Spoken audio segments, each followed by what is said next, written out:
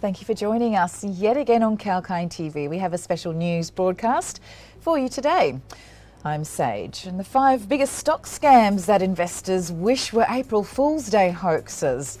History is witness to stock scams that have wiped away the fortunes of gullible people who trusted these companies until the day arrived, giving them the shock of their lives. And looking at these past disasters can save current investors from being duped the way their predecessors had to deal with. Enticed into investing, these shareholders had no idea what was brewing inside. And here we'll take a look at 5 of the biggest stock scams in recent times, some of which are too tricky to believe are even true. The first one, Enron Corporation, which you've probably heard of. If the phrase "cook the books" became a household term, its credit goes to Enron, the Houston-based energy trading company, which was the 7th largest company in the United States based on its revenue prior to its fall in 2001. The modus operandi was the involvement of shell companies that camouflaged Enron's hundreds of millions of debts, keeping the investors in the dark. It fooled the investors and analysts who took the company as very stable. It was only when the share price tanked from over $90 to less than 30 cents, the whole nation woke up with a jolt. Next on the list is Worldcom. Following close on the heels of Enron, telecom giant Worldcom also rocked the stock world with its own style of book cooking that recorded operating expenses as investments.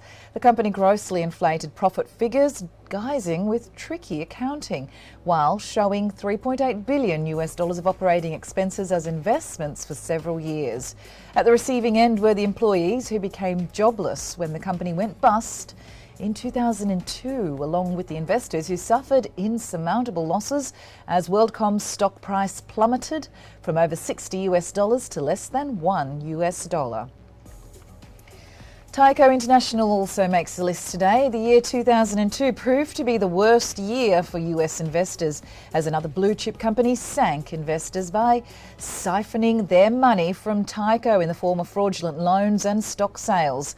CEO Dennis Kozlowski was the kingpin who, along with CFO Mark Schwartz and CLO Mark Belnick, gobbled $170 million in low to no interest loans without the consent of shareholders.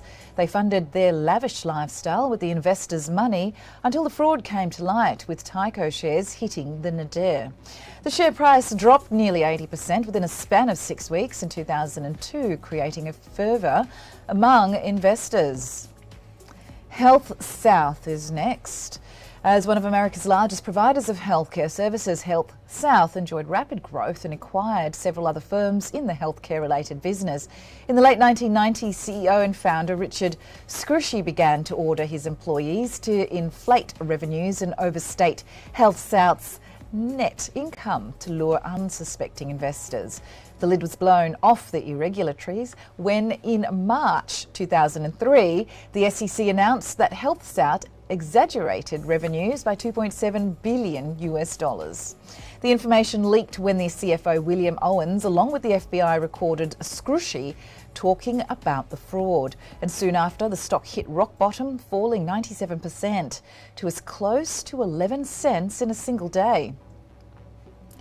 Bernard Madoff, ring a bell? Well, Bernard Madoff was a former chair of the NASDAQ who founded the market-making firm Bernard L. Madoff Investment Securities. He was running a vast Ponzi scheme in 2008 when he was 70 years of age. He hid his hedge fund losses from his investors and duped them out of close to $50 billion, which led to his arrest on December 11, 2008.